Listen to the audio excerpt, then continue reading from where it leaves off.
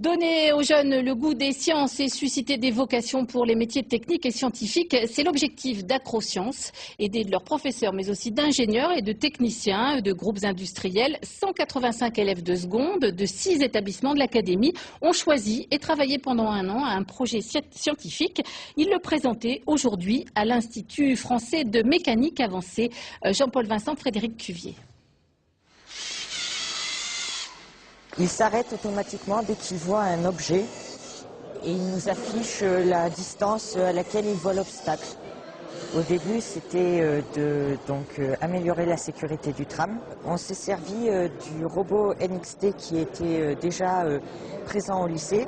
Et après, on a juste utilisé le capteur GPS, utilisé le capteur ultrasonique et programmé le robot.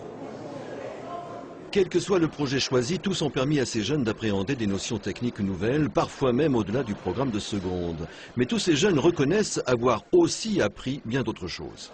Le travail en équipe, le déroulement d'un projet au fil d'une année et surtout des choses techniques comme en quoi consiste le travail d'ingénieur. Ce projet leur permet de travailler en équipe, de s'organiser et d'avoir un regard sur l'extérieur, sur les entreprises.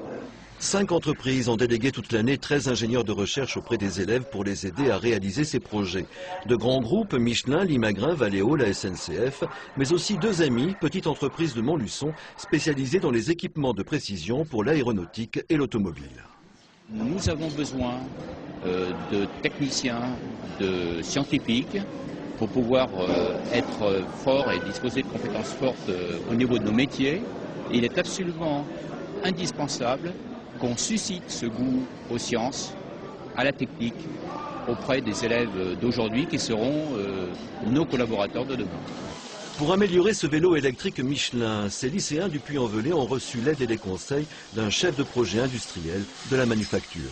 Le message que j'ai essayé de faire passer, c'est dans votre cursus scolaire, vous avez toujours été habitué à ce qu'il y ait une question, il y ait une réponse donnée. Aujourd'hui, la réponse, je ne l'ai pas. Comment faire pour qu'on la trouve ensemble et qu'on avance pas à pas en voyant les difficultés, en essayant de les remonter et en sachant faire peut-être bout de chemin quand on voit qu'il y a des impasses devant nous.